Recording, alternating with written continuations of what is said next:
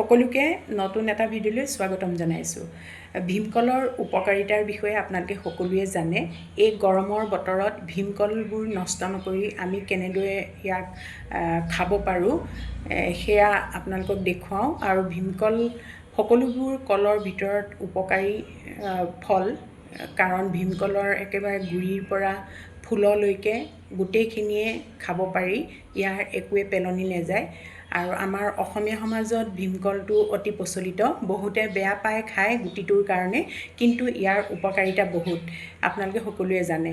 আহক আজি মই ভীমকলৰ জোৰণিটো কেনেকৈ প্ৰস্তুত কৰিলোঁ সেয়া দেখুৱাওঁ। এগিলাচ খালে আপোনালোকৰ গোটেই শৰীৰটো ঠাণ্ডা হোৱাৰ লগতে পেটো ঠাণ্ডা আৰু যিকোনো পেচাবৰ সমস্যা বোলে ভাল হয়। সেইটো আমাৰ মাহঁতে কোৱা কথা দেই, মই নহয়। আৰু বিভিন্ন তথ্যটো পোৱা যায়। আহক মই ভীমকলৰ জোৰণিটো কেনেকৈ বনালোঁ সেয়া আপোনালোকক দেখুৱাওঁ। সিদিনা বজাৰৰ পৰা ভীমকল এআখি লৈ আহিছিলোঁ। আৰু ভীমকল বজাৰত ইমান কিনিবলৈ নাপায়, যেতিয়াই দেখোঁ তেতিয়াই কিন্তু আমি কিনি আনোঁ। আৰু ইয়াতকৈও বেছি পুৰঠ আৰু ৰংটো ধুনীয়া হয় ভীমকলৰ। দেখিলেই খাওঁ খাওঁ লাগে যিসকলে খাই ভাল পায়। মই এতিয়া কল দুটা বাকলি গুচাই লৈ বাতি এটাত চকল চকলকৈ কাটি ল'ম। আপোনালোকে ইচ্ছা অনুযায়ী এই চকলটো সৰু ডাঙৰ কৰিব পাৰে বা দীঘল দীঘলকৈও কাটিব পাৰে, যেনেকৈ সুবিধা হয় তেনেকৈ কাটি ল'ব পাৰে। মই এই চকল চকলকৈ কাটি লৈছোঁ। আমি কেতিয়াবা কাৰোবাৰ ঘৰলৈ গ'লে দেখোঁ ভীমকল বহুত থাকে, থুকাই থুকাই চৰায়ে খায়, নহ'লে পাৰি থোৱাৰ পাছত ছাগলী বা গৰুৱে খাই নষ্ট কৰে।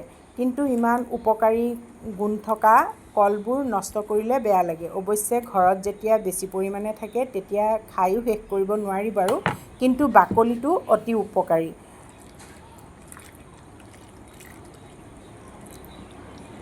এতিয়া ইয়াত মই 2 গিলাচ পানীৰ জোখাৰে পানী দিছোঁ আৰু 4-5 ঘণ্টামান সময় এইখিনি ঢাকোন মাৰি থৈ দিম। আগদিনাৰ ৰাতি যদি তিয়াই থয়, পাছদিনা ৰাতিপুৱা খালী পেটত খালেও বহুত কাম দিয়ে। মই এইখিনি ৰাতিপুৱাই তিয়াইছোঁ আৰু আবেলি সময়ত এই পানীখিনি খাবৰ জোখৰ হৈ যাব। এয়া ঢাকোন মাৰি 4-5 ঘণ্টা ৰাখি থ'ম। আৰু এই বাকলিকেইটা ধুনীয়াকৈ ৰ'দত শুকুৱাই ৰাখিম, পাছত যাতে খাৰৰ আঞ্জা খাব পাৰোঁ। আজি এতিয়া ৰ'দ বহুত চোকা, গতিকে খুব ধুনীয়াকৈ শুকাব এইকেইটা। আমাৰ মাহেকত 2-3 দিন কলখাৰৰ আঞ্জা খোৱা হয়।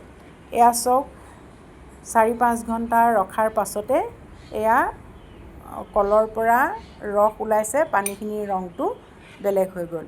এতিয়া মই 2টা গিলাচত এই পানীখিনি টুকি ল'ম।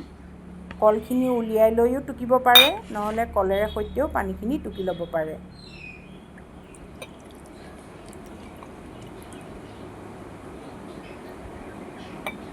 গৰমত ক'ৰবাৰ পৰা আহি ইয়াৰ যদি পানী এগিলাচ খাই দিয়ে নহয়, তেতিয়াহ'লে পেটটো বহুত ঠাণ্ডা কৰি ৰাখে।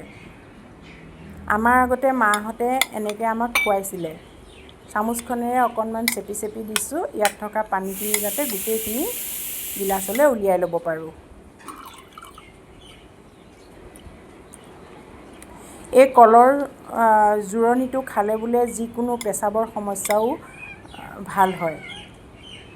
সৰু ল'ৰা ছোৱালীক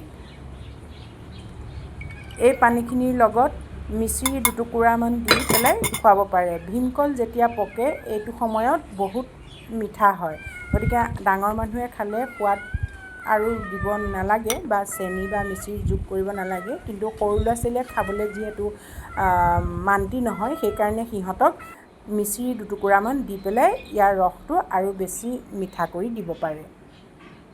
এয়া চাওক, আমাৰ একেবাৰে সহজতে হোৱা এই পানীয়বিধ আমাৰ শৰীৰৰ কাৰণে কিমান উপকাৰী। কলৰ জোৰণিটো কেনেকৈ প্ৰস্তুত কৰে সেয়া আপোনালোকক দেখুৱালোঁ, কাৰণ মই বাৰে প্ৰতি কৈছোঁ, আমাৰ গাঁৱৰ মানুহে জানেই ভীমকল কেনেকৈ জোৰণি খায়।